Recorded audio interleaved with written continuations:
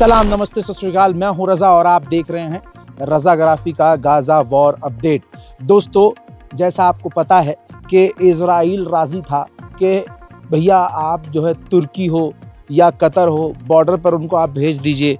फिर बीच में इज़राइल नाराज़ हो गया, उसने कह दिया कि तुर्की नहीं चाहिए भैया हमें अपने बॉर्डर पर गाज़ा के अंदर।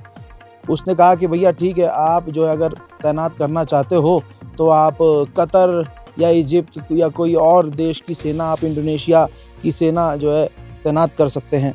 अब असली बात सामने आई है कि परेशानी किसे है। हज़रात मोहतरम, परेशानी इज़राइल को बाद में जो गद्दार ग्रुप है गाज़ा के अंदर, जो गद्दार ग्रुप है जो हमास को मार रहा है और इज़राइल के लिए काम कर रहा है, जो फ़िलिस्तीनियों को कत्ल कर रहा है, उनको दिक्कत है।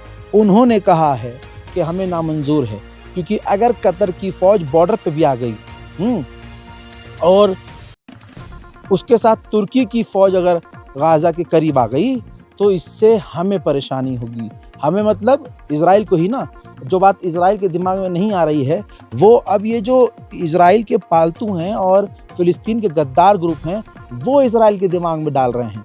इसी वजह से इज़राइल ने अब मना करना शुरू कर दिया है कि तुर्की तो पीछे रहना चाहिए, तुर्की तो आना ही नहीं चाहिए सामने, लेकिन कतर की फ़ौज भी ना आए तो ज़्यादा बेहतर है। हज़रात मोहतरम, वो जो एक एरिया है जिसमें अभी गाज़ा जो है निकल चुका है, जिस इलाके से वो जो येलो लाइन खींची गई है, येलो लाइन के अंदर एक छोटा सा जो गाज़ा बचा हुआ है और उसके बाहर अभी इज़राइल मौजूद है।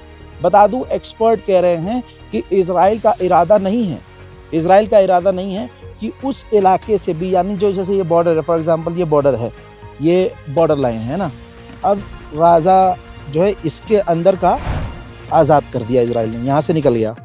लेकिन इसके ठीक बाहर अब ये पूरा जो इलाका बचा हुआ है, इस पूरे इलाके में, यानी जो गाज़ा का ही ऑब्वियसली, जहाँ जहाँ उसने मिलिट्री पॉइंट बनाए हुए हैं, जहाँ जहाँ फ़ौज तैनात की हुई है, एक्सपर्ट कह रहे हैं कि वो परमानेंट फ़ौज है। इज़राइल का इरादा नहीं है कि वो उस बाहर के इलाके से बाहर निकल जाए, यानी गाज़ा के बाहर के इलाके को जो उसने छोड़ा है एरिया, वो तो छोड़ दिया, वहाँ से इज़राइल निकल गया, लेकिन बाकी का जो गाज़ा का इलाका है वो वहाँ से परमानेंट, वहाँ से कभी नहीं निकलेगा। परमानेंट वहाँ पर अपने चेक पोस्ट बना कर रखेगा और वहाँ मौजूद रहेगा। वहीं इसी के साथ दूसरी खबर है, इज़राइल जिन इलाकों से थोड़ा थोड़ा पीछे हटा हुई है अमेरिका के प्रेशर में, वहाँ से उसने पीछे हटकर अपनी जगह पर उन गद्दार फ़िलिस्तीनी ग्रुप को कंट्रोल दे दिया है जो इज़राइल के लिए काम कर रहे हैं, ताकि इज़राइल वहाँ से चला भी जाए तो इज़राइल को ये सुकून हो कि यार मैं हूँ ना हूँ, लेकिन हमारे पालतू वहाँ पर मौजूद है, हमारे लिए काम कर रहे हैं। गाज़ा में ऐसा कुछ बचा नहीं है जिसे कहा जाए कि भाई ये जगह बच गई है। जो तस्वीरें गाज़ा में मौजूद हैं अभी और जो 2 साल से सामने नहीं आई हैं, अब ऐसी तस्वीरें भी मैं आपको लगातार दिखा रहा हूं जिसमें आप देखेंगे कि गाज़ा के अंदर सब कुछ फना हो चुका है। एक्सक्लूसिव तस्वीरें देखिए।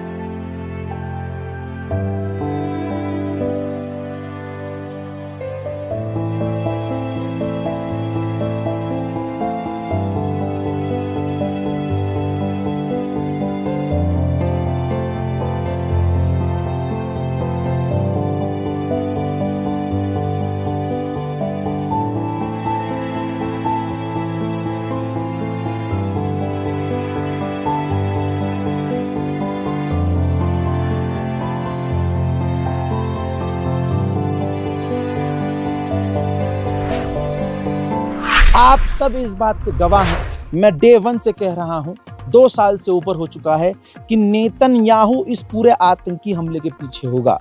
ये जो इजराइल पर हमला हुआ, जिस वक्त ये हमला हुआ और जिस वक्त मैं ये रिपोर्ट कर रहा था, जैसे अभी हमला हुआ है 7 अक्टूबर को और 1 घंटे के बाद मैं आपको अपडेट दे रहा था, तो उस अपडेट को अगर ढूंढ के निकालेंगे तो उसमें मैंने एक लाइन बोली थी कि ऐसा कैसे हो सकता है, ऐसा कैसे हो सकता है कि जिस इलाके में इजराइल की फ़ौज हमेशा तैनात रहती है, वहाँ इजराइलियों का एक बड़ा फंक्शन हो रहा है और अचानक एक दिन वहाँ से इजराइल की फ़ौज गायब हो जाती है।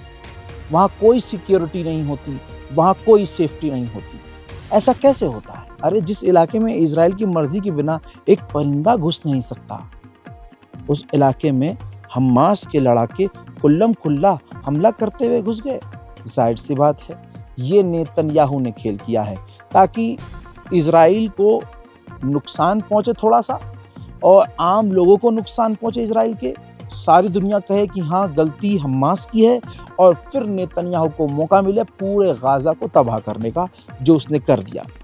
अब कहेंगे भाई नया क्या बता रहे हो? नया ये बता रहा हूँ वो 2 साल पहले वाली बात मेरी सच साबित हो गई है।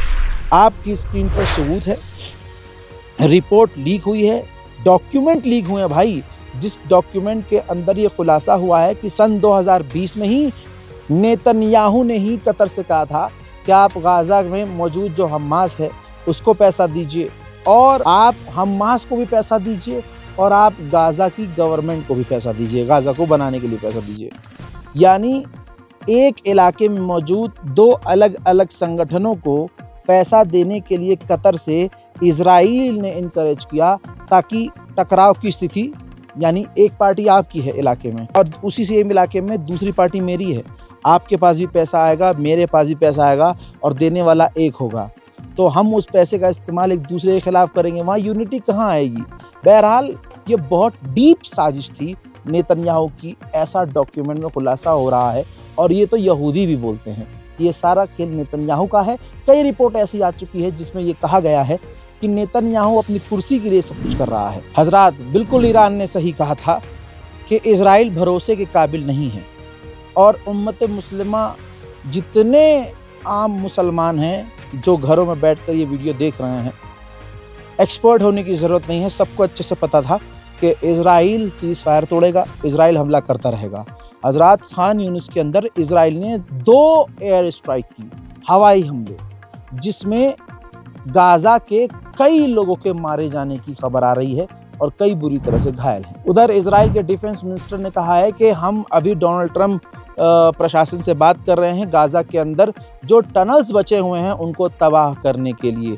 दोस्तों, ये वो वाली बात महसूस हो रही है कि इजराइल अब अमेरिका से, अभी 3 दिन पहले की रिपोर्ट में बताई थी कि अब अमेरिका से ये काम करवाएगा। हो सकता है कि जैसे ईरान पर हमला करवाया था नेतन्याहू ने अमेरिका से कहकर, हो सकता है टनल के बहाने गाज़ा के बचे कुछ इलाकों पर इजराइल अमेरिका से हमला करवाए। उधर इजराइल अमेरिका पर दबाव बना रहा है कि आप हमास को डेडलाइन दीजिए कि आप इस तारीख तक हमारी सारी शर्तें मान लेंगे और तमाम हॉस्टेज को रिहा कर देंगे। वहीं मेरे दोस्तों, अमेरिका जितना गुलामी करता है, जितना पिछवाड़ा चाटता है इजराइल का, इजराइल उतना ही इनके मुंह पर थूकता है। आपको पता है अमेरिकी प्रशासन को ताना मारते हुए इजराइल ने क्या कहा है?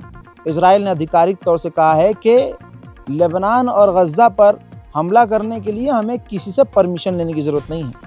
और आपको पता है कि ये बात किसके लिए बोली गई है? इजराइल कभी भी किसी से परमिशन नहीं लेता, हाँ अमेरिका से बातचीत करके हमला करता है। अब वो ये भी कह रहा है कि हमें बातचीत करने की और परमिशन लेने की ज़रूरत नहीं है, हम जब चाहेंगे लेबनान और फिलिस्तीन गज़ा पर हमला कर सकेंगे। भाई कोई ना कोई सीढ़ी तो है नेतन्याहू के पास, अमेरिकी प्रशासन की, अमेरिकी टॉप ऑफिशियल्स की कोई ना कोई गंदी सीढ़ी है, क्योंकि अभी 2-4 दिन पहले तक डोनाल्ड ट्रंप नेतन्याहू को लताड़ रहा था और आज तेवर चेंज हो गए हैं। इजराइल ने कहा है चढ़कर, अमेरिका के बयान के खिलाफ जाकर इजराइल ने कहा कि गज़ा की सिक्योरिटी हम खुद देखेंगे, यानी इजराइल देखेगा, और गाज़ा डीमिलिटराइज होगा। जो हमास के आतंकवादी हैं वो हथियार डालेंगे। उधर नेतन्याहू का बयान, नेतन्याहू को अचानक से ये ताकत मिल गई है डोनाल्ड ट्रंप यानी आपको याद होगा कल तक नेतन्याहू पर चढ़ रहा था, अब कहानी है नेतन्याहू अमेरिका के तमाम बयानों पर मूत रहा है। नेतन्याहू ने कहा कि हमारे पास वीटो पावर है, ये हम फाइनल फैसला करेंगे कि गाजा के अंदर किस देश की फौज जाएगी और किस देश की नहीं जाएगी। इजराइल की आतंकी आईडीएफ के जो चीफ हैं उसने आदेश दिया है कि सीज फायर होने के बावजूद इजराइल की फौज गाजा के अंदर मकानों को, फिलिस्तीनी मकानों को तोड़ती रहे। आप सोच नहीं सकते कि इजराइल ने एक देश को डस्टबिन बना दिया है, कूड़ेदान बना दिया है। इजराइल अपने इलाके में और वेस्ट बैंक में जो भी मकान बना रहा है, तोड़फोड़ कर रहा है, जो मलबा निकल रहा है, कूड़ा कबाड़ा निकल रहा है, उन सबको इकट्ठा करके इजराइल गाजा के अंदर फेंक कर आ रहा है। इजराइल जैसा, इजराइल के साथी भी वैसे। जर्मनी की पुलिस एक बार फिर से गंदे तरीके से रिकॉर्ड हुई है, जिसमें वो जर्मन फिलिस्तीनी समर्थक नागरिकों को बुरी तरह से पीट रहे हैं।